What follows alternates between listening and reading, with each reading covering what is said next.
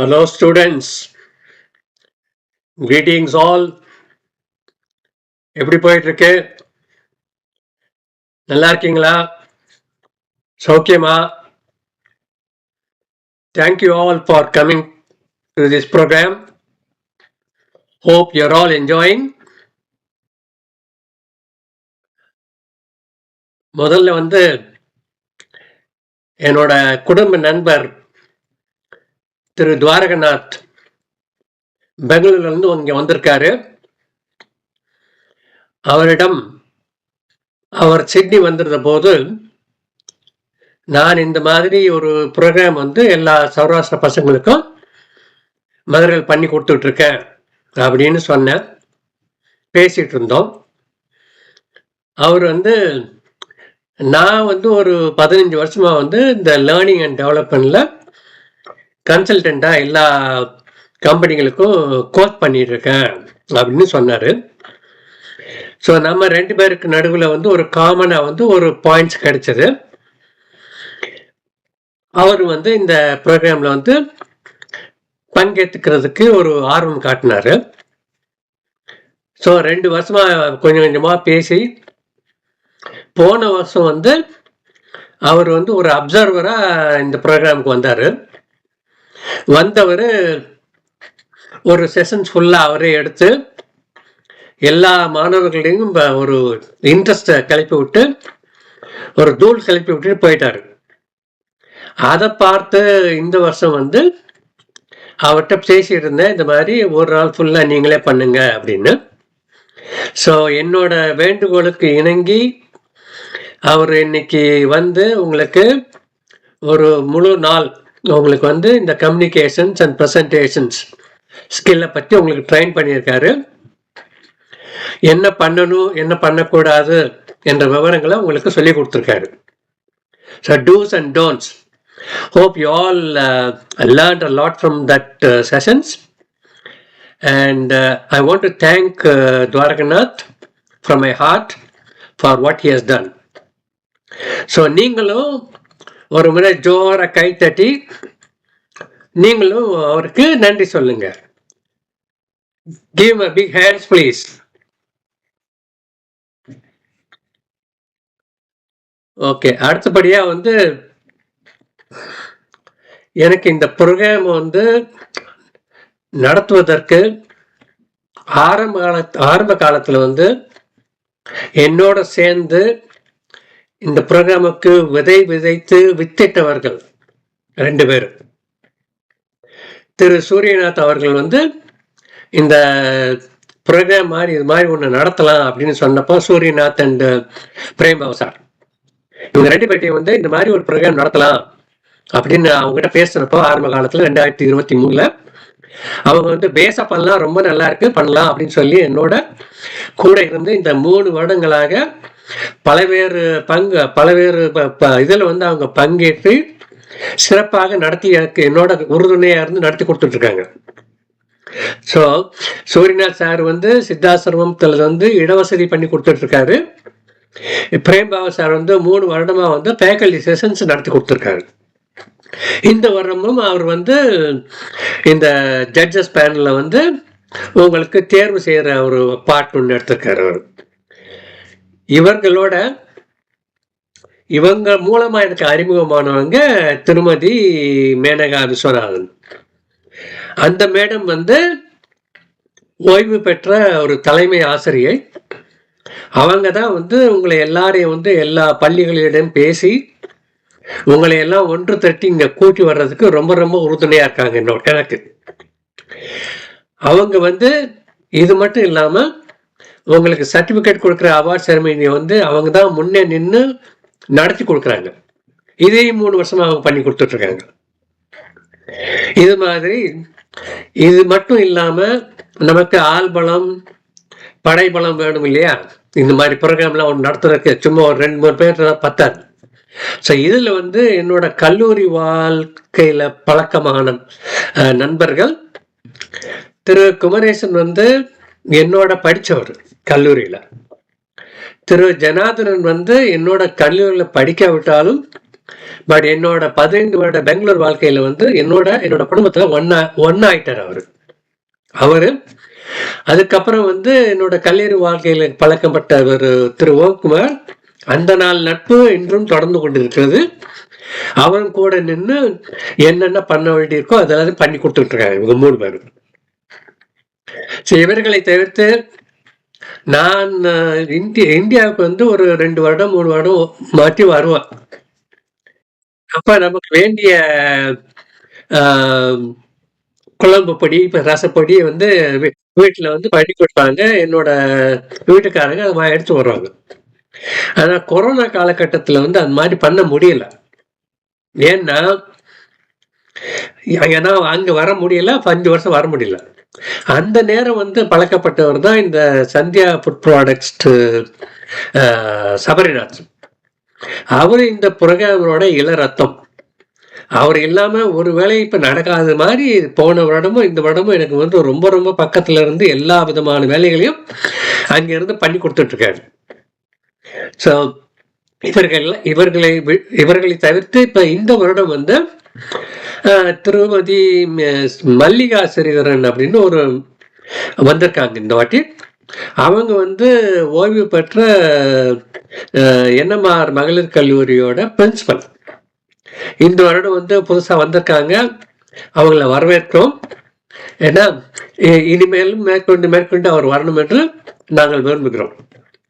So என்னோட சார்பில் வந்து இவங்க எல்லாருக்கும் வந்து இந்த 3 வருடங்களாக எனக்கு இந்த ப்ரோக்ராம் நடத்தி கொடுத்ததுக்கு என் சார்பில் வந்து ஒரு மிகப்பெரிய நன்றியை தெரிவிச்சுக்கிறேன்.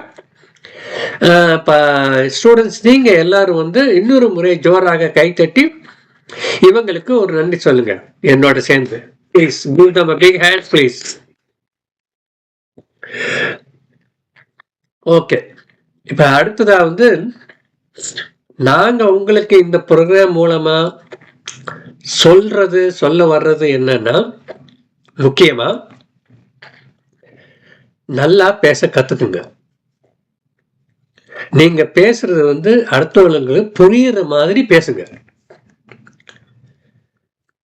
நீங்க பேசுறத கேட்டு உங்களை பாராட்டுற மாதிரி பேச கத்துக்குங்க. இதுதான் நான் உங்களுக்கு சொல்ற இந்த ப்ரோக்ராம் மூலமா உங்களுக்கு சொல்ற சாராம்சம். பேசுறது வந்து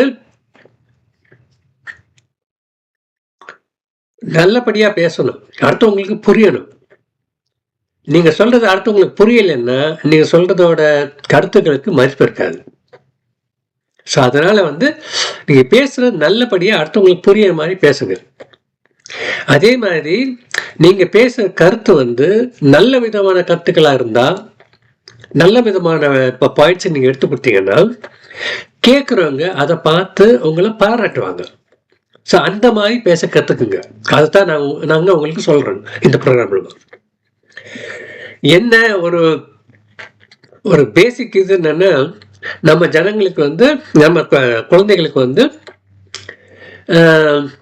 நான் நல்லா பேசணும்னு நினைக்கிறேன் சார், ஆனா தொண்டை வரைக்கும் வருது, தொண்டைக்குள்ள நின்றுது, அதுக்கு மேல என்னால பேச முடியல அப்படின்னு நிறைய பேர் சொல்றாங்க. ஸோ அவங்களுக்கு வந்து நான் ஒரு சின்ன வழி சொல்லி கொடுக்குறேன். என்னன்னா, அதாவது முக்கியமா தடையா இருக்கிறது வந்து இந்த மாதிரி எல்லா குழந்தைகளுக்கும் நடக்கிறது. அதாவது ஒரு நடுக்கம், தடுக்கம் எல்லாம் வந்து எல்லாருக்குமே உண்டு. எல்லாரும் இதை கடந்து வர்றாங்க. யாரு சீக்கிரம் வர்றாங்களோ அவங்களுக்கு அனுகூலங்கள் ஜாஸ்தி ஆகும். ஸோ நான் உங்களுக்கு வந்து ஒரு சின்ன இது பாயிண்ட் சொல்றேன். அதை வந்து உங்களால பயன்படுத்திக்க முடிஞ்சதுன்னா பயன்படுத்திங்க. அதாவது நீங்க சொல்ல நினைக்கிற கருத்துக்களுக்கு இந்த வடிவாக்கம் என்றதான் ஒரு பெரிய தடை. அதுதான் ஒரு கன்ஸ்டன்ஸ். அதை பண்றதுதான் வந்து எல்லாரும் கஷ்டப்படுறாங்க. ஸோ அதுக்கு நான் வந்து உங்களுக்கு சொல்லிக் கொடுக்குறது என்னன்னா, முதல்ல நீங்க என்ன சொல்ல நினைக்கிறீங்களோ அந்த கருத்துக்களோட முக்கியமான வார்த்தைகளை மட்டும் பொறுக்குங்க, தேடி பிடிச்சு அந்த வார்த்தையை எடுத்து எழுதிக்குங்க. அப்புறம் அந்த வார்த்தைகளை வந்து சின்ன சின்ன வாக்கியங்கள் ஆக்குங்க.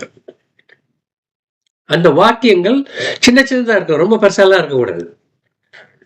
அந்த வாக்கியங்களை வந்து எழுதிக்குங்க, ஒரு பேப்பர்ல எழுதிக்குங்க. அப்புறமா வந்து நீங்க சொல்றதுல வந்து எதை முதல்ல சொன்னா நல்லது, எதை வந்து கடைசியா சொல்லணும், இந்த ரெண்டு மட்டும் முதல் தீர்மானிங்க. இந்த ரெண்டை மட்டும் முதல் தீர்மானிச்சிட்டீங்கன்னா அதுக்கப்புறம் மிச்சம் உள்ள வாக்கியங்களை வந்து முன்ன பின்ன கொஞ்சம் போட்டுக்கலாம். அப்புறம் இதை வந்து ஒரு கோர்வையா ஒரு சீக்வன்ஸா வந்து பேசுங்க. மனப்பாடம் பண்ணி ஒப்பிக்காதீங்க, சும்மா பேசுங்க. நீங்க எழுதின வார்த்தைகள் தான், நீங்க எழுதின வாக்கியங்கள் தான், புதுசா ஒண்ணு சொல்ல போறதில்ல, ஒரு இங்க இருந்தா படிச்சு வர போறதில்ல. நீங்க எழுதின வார்த்தைகள், நீங்க எழுதின வாக்கியங்கள், நீங்க சும்மா பேசுங்க, அது போதும்.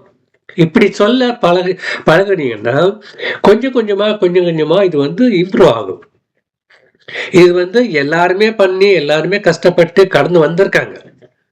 ஆனா இத வந்து சீக்கிரமா யார் பண்றாங்களோ அவங்களுக்கு வந்து சீக்கிரமா அதோட பெனிஃபிட்ஸ் கிடைக்க ஆரம்பிக்கும். அதுதான் நான் உங்களுக்கு சொல்ல வர்றேன். ஸோ இது வந்து ஒரு உதாரணத்துக்கு சொல்றேன். உங்களுக்கு வந்து ஒரு டாபிக் கொடுத்துருக்காங்க. இப்ப ஈவினிங் இன் தெப்பக்குளம் அப்படின்னு ஒரு டாபிக் கொடுத்துருக்காங்க. அதுக்கு வந்து முக்கியமான வார்த்தைகள் ஒரு 4-5 வார்த்தை, ஒரு உதாரணத்துக்கு சொல்றேன் நான். முக்கியமான வார்த்தைகள் ஒரு 4-5 வார்த்தைகளை பொறுக்குங்க. உதாரணமா என்டர்டைன்மெண்ட், ரெக்ரியேஷன், மீட்டிங் பாயிண்ட், கோவில் குளம், வாக்கிங், இது மாதிரி ஒரு முக்கியமான வார்த்தைகள். இந்த முக்கியமான ஒவ்வொரு வார்த்தைகளையும் வந்து நீங்க ஒரு சின்ன சின்ன வாக்கியங்களாங்க. இது வந்து தெப்பக்குளத்துக்கு போகலாம், கோவிலுக்கு போகலாம்பா, அங்க போனா ஒரு நல்லபடியான டிஃபன் கிடைக்கும், அது வந்து ஒரு நல்ல மீட்டிங் பாயிண்ட், என்னோட நண்பர் அங்க வர வைக்கலாம், அப்புறம் இந்த சாப்பாடு வந்து அங்க கிடைக்கிற டிஃபன் ரொம்ப நல்லா, இது மாதிரி சின்ன சின்ன வாக்கியங்களை பண்ணுங்க. இந்த வாக்கியங்களை வந்து இதை வந்து நீங்க எதை முதல் சொன்ன நல்லா இருக்கும், எதை பின்னாடி சொன்ன நல்லா இருக்கும்னு யோசிங்க. அதை சொல்லிட்டு அதை வந்து நீங்க வந்து ஒரு பேசுங்க. இதை வந்து மனப்பாடம் பண்ணி ஒப்பிக்காதீங்க, இதை பேசுங்க. இதை பேசுனீங்கன்னா பாக்குறவங்களுக்கு ஓகே, நீங்க வந்து இதை வந்து உங்க கருத்தை வந்து நீங்க பேசுறீங்க சொல்றீங்கன்னு தெரியும். ஸோ அந்த மாதிரி பேச பழகுங்க. அதைத்தான் நாங்கள் சொல்ல வர்றோம். இதை வந்து நீங்க எங்க வந்து ஆரம்பிக்கலாம் இதை வந்து அப்படின்னா, நீங்க உங்க ஸ்கூல்ல வந்து உங்க டீச்சர்கிட்டே ஆரம்பிக்கலாம். ஏன்னா அவங்க தான் வந்து நீங்க ஒரு நல்ல கேள்வி கேட்டீங்கன்னா அதை பார்த்து பாராட்டுவாங்க, அதே மாதிரி நல்லபடியான பதில்களையும் கொடுப்பாங்க, உங்களை பார்த்து கிண்டல் பண்ண மாட்டாங்க. அதுதான் முக்கியம். ஏன்னா இதே இது உங்க நண்பர்கிட்ட பண்ணீங்கன்னா அவங்க வந்து கிண்டல் பண்ணுவாங்கன்ற ஒரு அந்த தயக்கத்திலே நீங்க பேச மாட்டீங்க. வேற டீச்சர்கிட்ட வந்து தைரியமா பேசலாம், ஏன்னா நீங்க பேசுனா அவங்க வந்து தப்பா எடுத்துக்க மாட்டாங்க. உனக்கு இந்த அளவுக்காவது நீ வந்து பேசுறியே அப்படின்னு சொல்லி சந்தோஷப்பட்டு உங்களுக்கு நல்ல பதில்களை கொடுப்பாங்க, ஊக்குவிப்பாங்க. அதுக்காக அங்க ட்ரை பண்ணலாம்.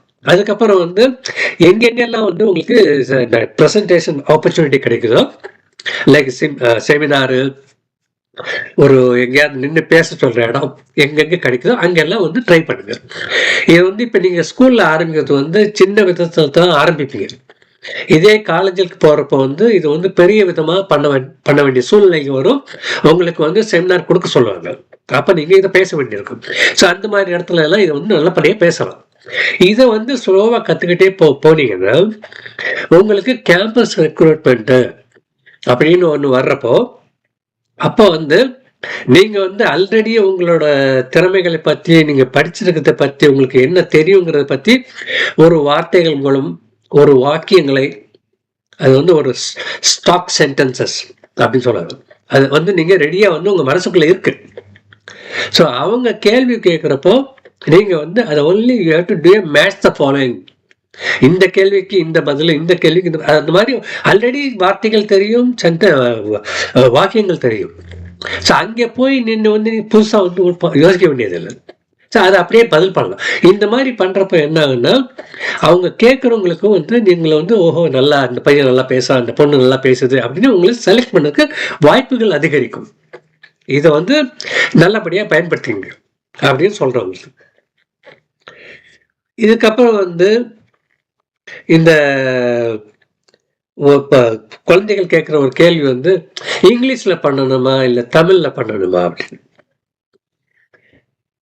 என்ன கேட்டான்னா தமிழ்நாட்டிலே இருந்து அங்கேயே வேலை பார்க்க போறவங்களுக்கு எல்லாமே தமிழ்ல இருந்தா போதும், ஆங்கிலம் என்பது ஒரு தொடர்பு மொழியாக தான் இருக்காங்க.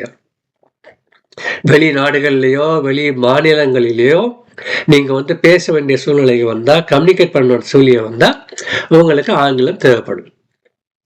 அது இல்லைன்னா நீங்க தமிழ்லயே இருந்தாலே போதும். இங்கிலீஷ் இருக்கு, இங்க ஆங்கிலத்துல இருக்கிற அவசியமே இல்லை. ஆனா நீங்க வந்து ஆங்கிலத்துல வந்து அட்லீஸ்ட் ஒரு கான்வர்சேஷனல் சின்ன சின்ன கான்வர்சேஷன் பேசுற மாதிரி தெரிஞ்சு வச்சுக்கிறீங்கன்னா அதுக்கு நிறைய புத்தகங்கள் இருக்கு. இப்ப திருமதி மேனகா மேடம் வந்து ஸ்போக்கன் இங்கிலீஷ் கிளாஸ் நடத்துறாங்க. ஸோ அவங்க கிளாஸுக்கு போகலாம்.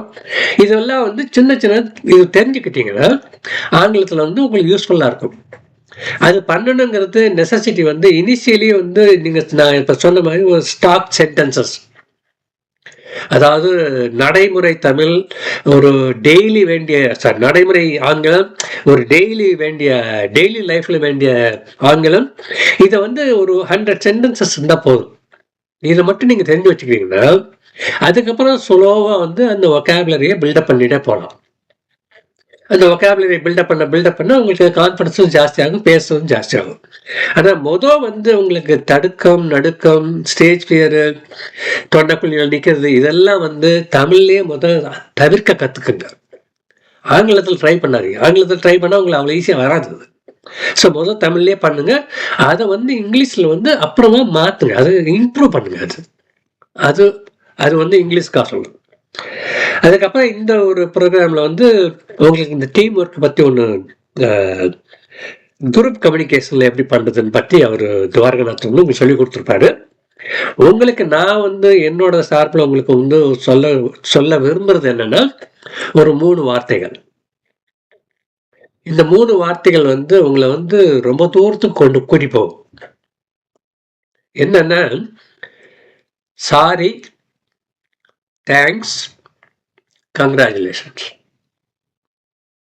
நீங்க வந்து ஒருத்தர் ஏதாவது ஒன்று உங்களுக்கு நல்லது செஞ்சாலோ, ஒரு நல்ல பாயிண்ட்ஸ் எடுத்து கொடுத்தாலோ, முதல்ல தேங்க்ஸ் சொல்ல கற்றுக்குங்க, நன்றின்னு சொல்ல கற்றுக்குங்க. அது வந்து பழகுங்க. அது அதே மாதிரி நீங்க வந்து பேசுறது வந்து ஒருத்தருக்கு வந்து மனசு ஏதாவது ஒரு விதத்துல வந்து நோகடிச்சிருந்தா சாரி சொல்லிடுங்க. இம்மிடியேட்டா அது வந்து அங்கேயே முடிச்சிடுங்க. அது மேல போக விடாதீங்க. சரியா? அதே மாதிரி உங்களில் ஒருத்தர் ஏதாவது ஒரு நல்ல காரியம் பண்ணான்னா பாராட்டுங்க, கங்க்ராச்சுலேட் பண்ணுங்க. இந்த 3 வந்து உங்களை தொலை தூரத்துக்கு கூட்டி போகும். நீங்க என்ன பண்றீங்களோ அதே உங்களுக்கு திரும்பி வரும். நீங்க பாராட்டினா உங்களுக்கு பாராட்டு வரும். நீங்க நன்றி சொன்னா நன்றி சொல்லுவாங்க. நீங்க சாரி சொன்னா அவங்களும் சாரி சொன்னாங்க. ஸோ இது ஒரு விசியஸ் சர்க்கிள், இது போயிட்டே இருக்குது. ஸோ டீம் ஒர்க்ல வந்து இது வந்து வேலைக்கு போறப்போ இது வந்து ரொம்ப ரொம்ப முக்கியமான ஒரு அம்சம் டீம் ஒர்க்ல. இது வந்து நிறைய பேருக்கு இது தெரியறது இல்லை. ஏன்னா இது தெரியாம வந்து சாரி சொல்லவும் மாட்டேங்கிறாங்க, தேங்க்ஸ் சொல்லவும் மாட்டேங்கிறாங்க, அப்ரிஷியேட் பண்ணவும் மாட்டேங்கிறாங்க. எல்லாருமே ஒரு மாதிரி டெவலப் பண்ணி ஒரு ஈகோ ப்ராப்ளம் ஆயிடுது. இதை வந்து நீங்க தவிர்த்து லைஃப்ல வந்து முன்னப்போ ட்ரை பண்ணுங்க.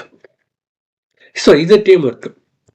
அப்புறம் கடைசியா வந்து உங்களுக்கு நான் என்ன சொல்ல விரும்புறேன்னா, இந்த லைஃப்ங்கிறது வந்து ஒரு வெறு நெடுதூர பயணம். இந்த நெடுதூர பயணத்துல வந்து நீங்க படிக்கிற படிப்பு, உங்களுக்குள்ள உள்ள திறமை, இததான் வந்து ஒரு கை அப்படின்னு நினைச்சுக்கிட்டீங்கன்னா அதை வெளியே கொண்டாந்து அதை வந்து எக்ஸ்பிரஸ் பண்ணி கம்யூனிகேட் பண்ணி நல்ல விதமா வந்து சொல்றது இன்னொரு கை. இந்த 2 கையும் சேர்ந்து ஒருங்கு இணைந்து செயல்பட்டால் உங்களுக்கு வெற்றி தேடி வர வாய்ப்புகள் ரொம்ப அதிகம். இதை வந்து நீங்க வந்து ரொம்ப நல்ல விதமா பயன்படுத்திக்கங்க. ஸோ உங்களுக்கு வந்து உங்க வாழ்க்கையில வந்து நிறைய கனவுகள், லட்சியங்கள் இருக்கும். ஸோ உங்க வாழ்க்கை பயணம் வந்து லட்சிய பயணம் ரொம்ப நல்லபடியாக வெற்றிகரமாக அமைய என்னோட வாழ்த்துக்கள். வாழ்க, வளர்க, மேன்மேலும் வளர்க என்று சொல்லி என்னோட உரையை முடித்துக் கொள்கிறேன்.